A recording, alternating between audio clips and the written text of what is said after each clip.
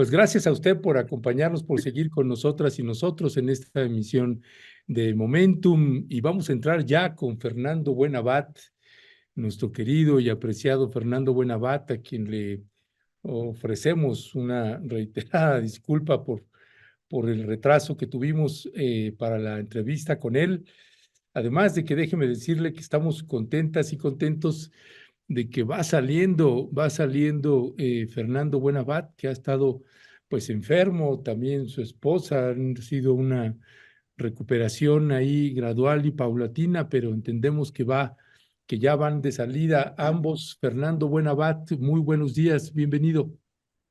Ernesto querido, pues desde Buenos Aires, una mañana fría otra vez, pero con un abrazo grande para todos ustedes. Gracias por la preocupación en la que en este momento de, bueno, ya sabes, de enfermedades que se cruzan, ¿no? No quiero dejar de mencionar que también la edad pesa, ¿no? Sobre estas cosas. Así que, bueno, Decíamos en mi pueblo, mi querido Fernando Buenabat, lo que pasa es que los años no pasan, se quedan. Y esa es parte de las consecuencias que luego uno tiene. Pero Fernando, nos da gusto que ya estés, ya te escuchamos un poco mejor. sí, Espero que también tu gracias. compañera también se vaya recuperando, vayan saliendo ambos. Y Fernando, pues ayer, de hecho, el presidente Andrés Manuel López Obrador comentó algo a propósito de que le preguntaban sobre la visita de Javier Milei a México, y el presidente, pues como viejo lobo de mar, dijo, pues están en sus derechos de venir y que vengan aquí, se reúnan y platiquen con la gente y demás. Pero una cosa son los dichos ahí del presidente, que me parece que sabe manejar muy bien estos casos, y otra es el significado que tiene la visita de Javier Milei a México. ¿Cómo la estás leyendo, Fernando Buenabat? ¿Cómo interpretar esta visita nuevamente acá? Pues Ernesto, para mí es una preocupación, en el sentido, en el sentido más hondo, porque, porque para mí no es solamente un desplante más de estos que tiene Milei respecto a su actitud de, como dicen aquí en Argentina, de presidente viajero, ¿no? Es una especie de turista que se ha dedicado en los 8 meses recientes a, a pasear por el planeta, a ir y venir, a reuniones, a encuentros, eh, ninguno de ellos oficial, hasta donde se ve solamente encuentros con amigos, y digamos cómplices que le han entregado premios, algunos de ellos inventados para la ocasión, y, y haciendo un despliegue, por supuesto, de gastos del presupuesto de la nación, que hoy es un presupuesto realmente maltratado, es un presupuesto que, que, que produce horror por las consecuencias que ya se ven en las cifras concretas que está padeciendo el pueblo argentino, un, un horror que se transfiere a la vida de cientos de miles de personas que hoy sometidas a una inflación eh, enmascarada, sometidas a una recesión realmente dolorosa, con cientos de miles de personas no pudiendo comer, y no es una noticia escandalosa mía, es un reporte de la UNICEF ayer. Niños en sumas verdaderamente dolorosas que no comen, que no cenan, que de hecho a veces pasan días enteros sin probar alimento. Este es el resultado de este modelo, de Milei y de todos sus cómplices, ¿no? En esta locura neoliberal exacerbada de extrema derecha. Eh, con esta carga y un historial, Ernesto, un historial de ofensas que no podemos omitir nunca de este análisis, eh, en el que ha repartido Milei insultos a, a, a la manera más obscena que uno puede imaginar, estoy tratando de ser cauteloso porque me exacerba la uno no puede dejar de irritarse con la impudicia y la impunidad que opera este personaje. Pero ha insultado desde la figura del Papa Francisco, a quien ha tratado incluso de demoníaco, ha insultado la figura de Lula da Silva, ha insultado, bueno, a todo aquel que piensa distinto, a todo aquel que piensa de izquierda, a todos los comunistas que él odia, en fin, ha insultado a diestras y siniestras. Y por supuesto, en la lista de los insultos ha estado el propio presidente Andrés Manuel López Obrador. Entonces, con esos antecedentes, este personaje que se dice de la política, habría que discutir la palabra también política en este contexto, pero em, se atreve a hacer una visita a México en la que no solamente conlleva una provocación, sino que es una agresión que insulta la historia diplomática de México, que insulta las tradiciones de vínculos profundos de México con el pueblo argentino, desde luego, pero con todos los pueblos con los que México ha sido solidario y hospitalario. eh, Insulta, pues, repito, las más profundas raíces del sentir diplomático de México con las tesis, obviamente, de Juárez, pero con las tesis también de la diplomacia moderna, en las que el respeto irrestricto por las soberanías, el respeto irrestricto por las decisiones de los pueblos y sus rutas y su voluntad democrática, queda borrado de un plumazo porque Milei no ahora, se ha pronunciado una y otra vez refiriéndose de maneras absolutamente ofensivas contra el gobierno mexicano y contra los mexicanos en general. Eh, Así que la palabra que sintetiza, Ernesto, a mi entender esto, es inaceptable. Inaceptable por todo concepto. Porque no se puede aceptar una visita que pasa de largo las mínimas condiciones de homenaje histórico, de homenaje fraterno, de homenaje de amistad, de homenaje de solidaridad, que va al encuentro con personeros que lo que representan hoy por hoy para México y para el mundo es el avance hacia un mundo que no queremos, que no necesitamos, un mundo frente al cual generaciones y más generaciones han luchado, un mundo entregado a un sector de pues, autor de las peores canalladas y calamidades que hemos visto históricamente y actualmente.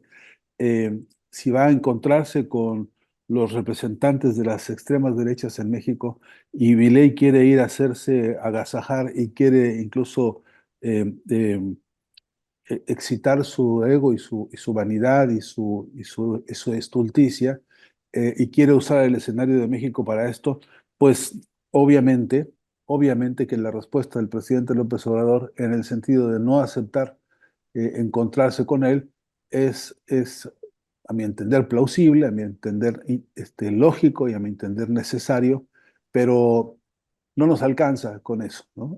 La propia definición del presidente a propósito de tiene derecho, se respeta, México es libre, etcétera. Sí, pero incluso todas esas categorías, a mi entender, tienen sus límites. Incluso esas categorías de receptividad, de fraternidad, de hospitalidad, tienen sus límites. Acabamos de ver en Venezuela el ejercicio de una decisión soberana, por ejemplo, del presidente el legítimo presidente reelecto de Venezuela, Nicolás Maduro Moros, que, por ejemplo, ante el intento de visita de el expresidente Alberto Fernández, hoy motivo de unos escándalos verdaderamente pasmosos en Tremendos. este, bueno, pues ante su intento de visita para ir a interpelar o ensuciar de alguna manera la vida democrática de Venezuela, pues sencillamente el Estado, que es responsable también de los conceptos de libertad, también de los conceptos de fraternidad y de soberanía, el Estado es un salvaguarda de todas estas categorías que son constitucionales, por cierto. procede el Estado y dice, no, compadres, no entras a este país si quieres venir a ensuciar su historia.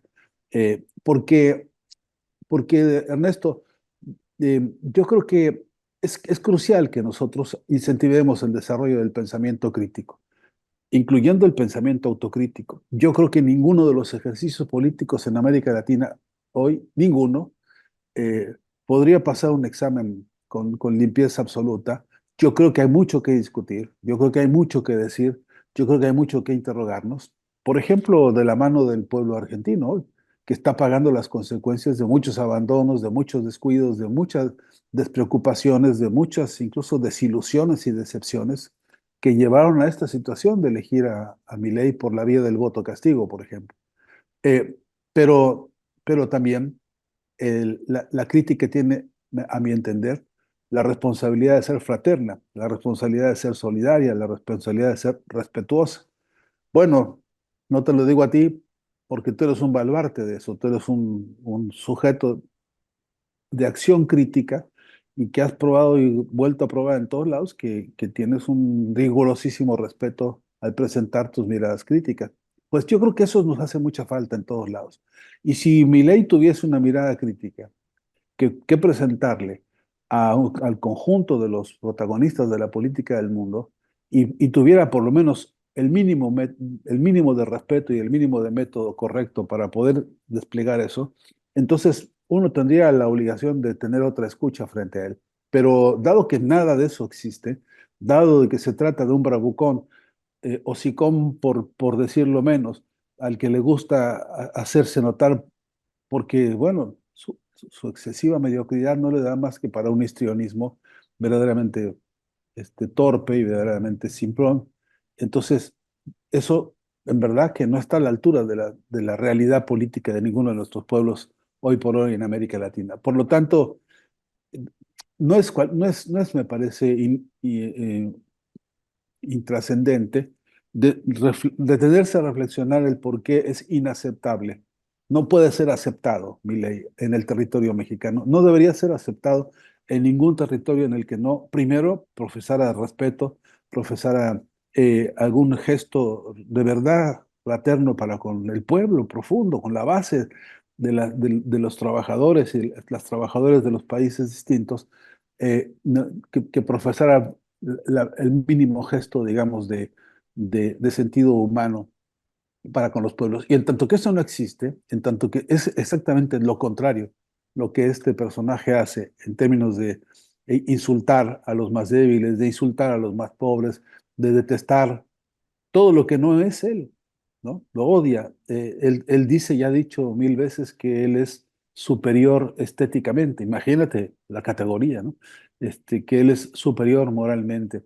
Y eso tiene una sincronía descomunal con las corrientes del neonazifascismo en el mundo. De modo que no es cualquier cosa. Yo creo que hay que preocuparse, hay que poner el ojo a qué va, a México, con quién va y qué resultados tiene para el país el que semejantes personajes eh, transiten con esta, digamos, impudicia e impunidad por el territorio, no solamente mexicano, sino también por otros territorios.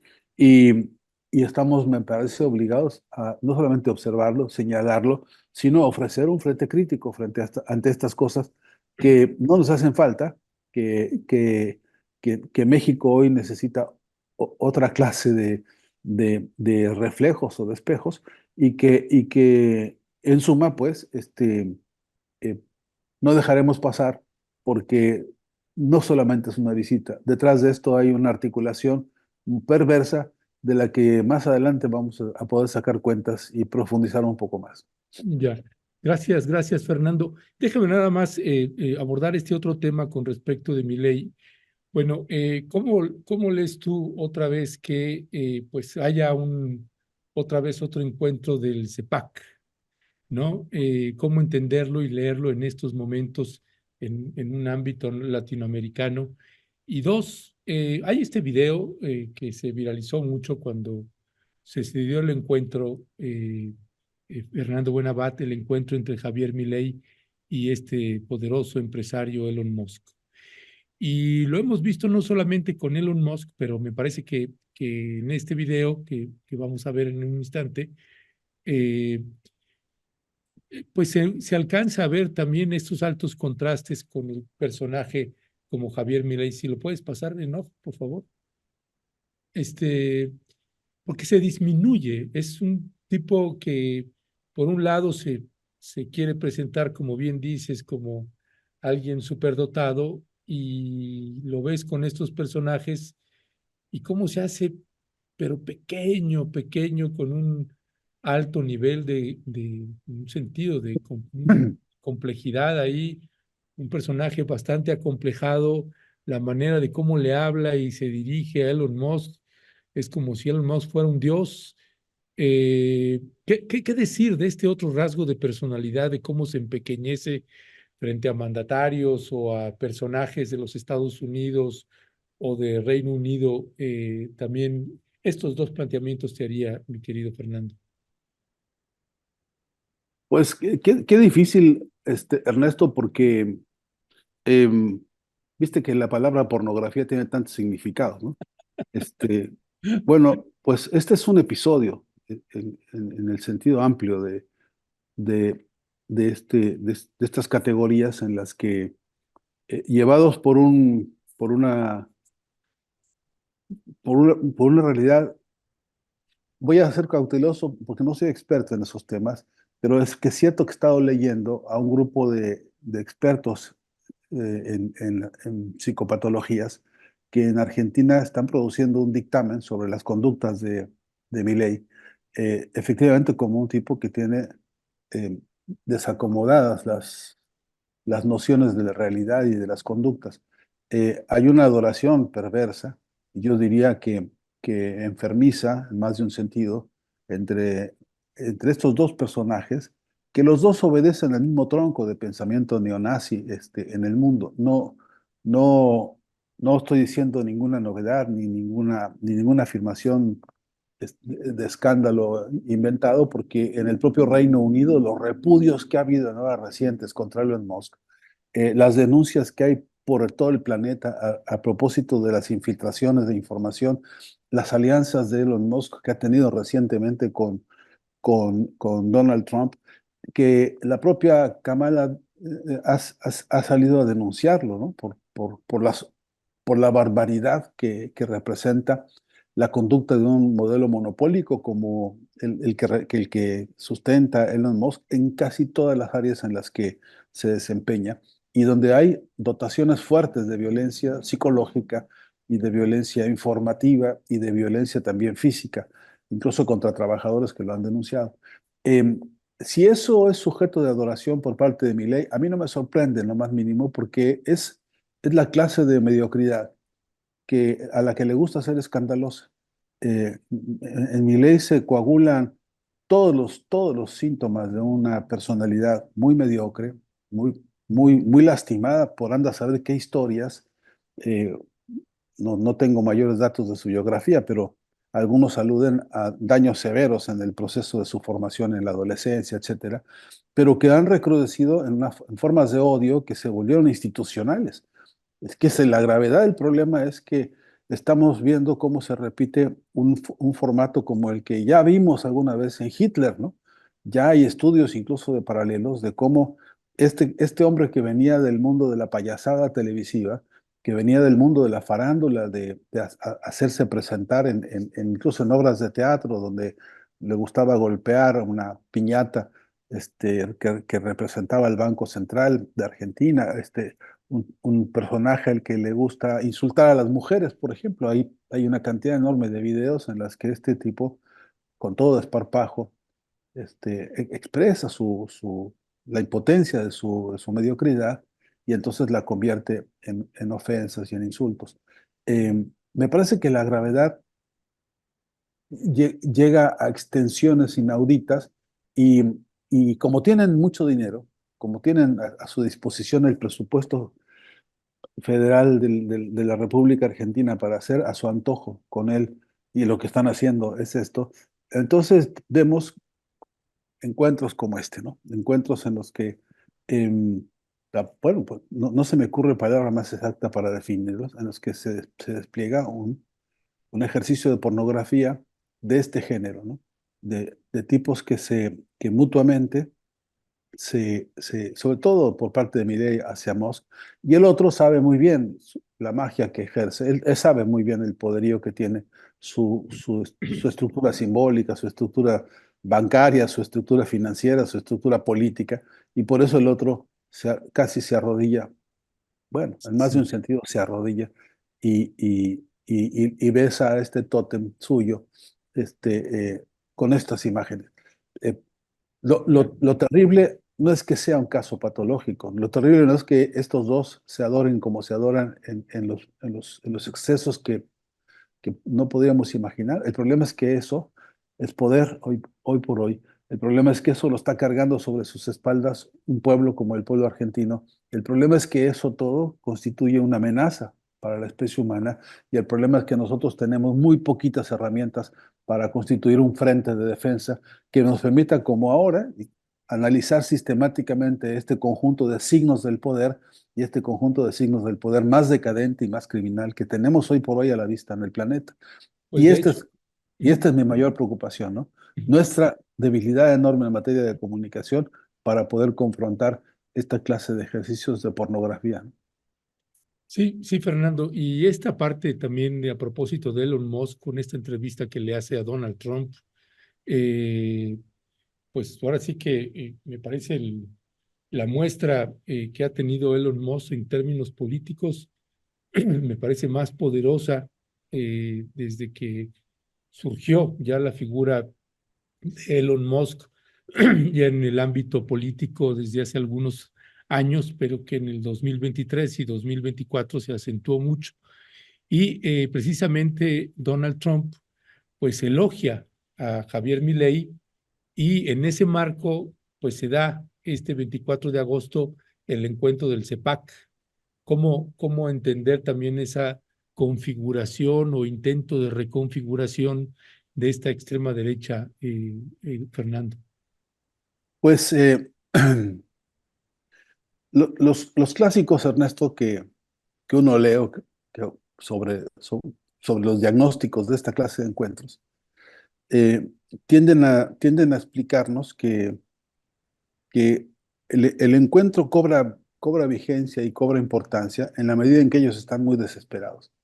Y que están muy desesperados porque se les está yendo de las manos un mundo que, que consideraban absolutamente suyo y que están viendo cómo reinventarse para recuperar controles, para profundizarlos y para agudizar en algunos casos las hegemonías, los dominios. No es cualquier cosa analizar el avance que está teniendo, por ejemplo, los BRICS hoy por hoy en el mundo. Esto tiene una razón geopolítica muy importante.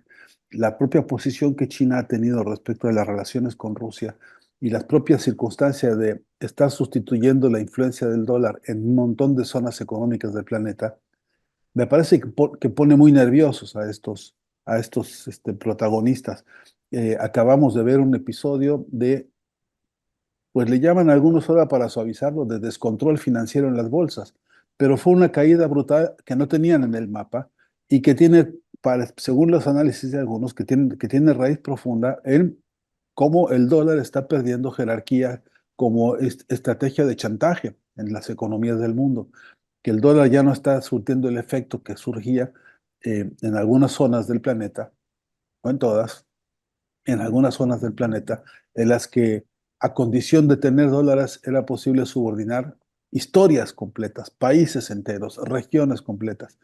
Y que eso, cuando dejó de ocurrir en algunos centros neurálgicos del poder, eh, los altera, los pone nerviosos, enloquecen y toman decisiones como las que ahora necesitan, pero necesitan hacer en acuerdo, en conjunto, necesitan el pacto, necesitan la alianza, pues, porque si Estados Unidos hoy empezará a exportar armas directamente a Israel, para que Israel ahora, además de las que fabrica y produce ellos, utilice y requiera el despliegue de armamento norteamericano, esa decisión, específicamente esa decisión, en una zona de conflicto en la que se están agudizando las amenazas de expansión bélica por todo el planeta y bueno, especialmente en esa zona, y que todo esto representa mucho dinero y que todo esto requiere asociaciones, cofinanciamientos, respaldos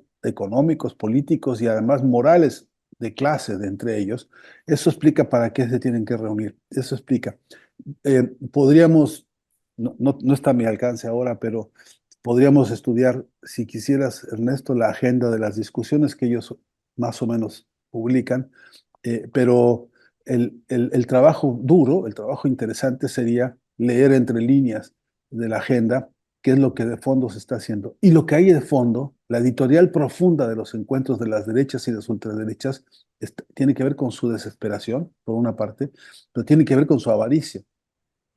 No se me ocurre, Ernesto, otra razón. No quiero irme a un campo de teorización abstracta, porque, porque tampoco quiero acudir ahora a los clásicos para explicarlo, pero sí que es cierto, Ernesto, sí que es cierto que todos los síntomas con que el capitalismo se está expresando en sus alianzas y en sus encuentros tiene como raíz su propia desesperación.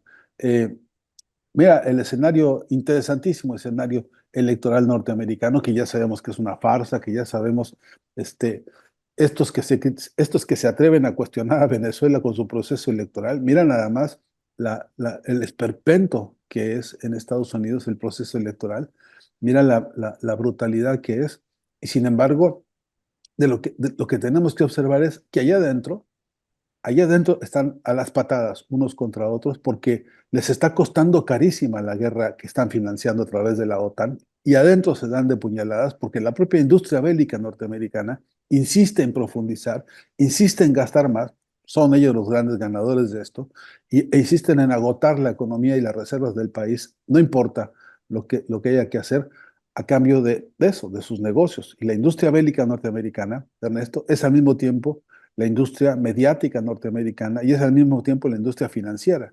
De modo que el que te bombardea por la mañana te vende su noticiero por la tarde y mañana te vende un proyecto para reconstruirte el país.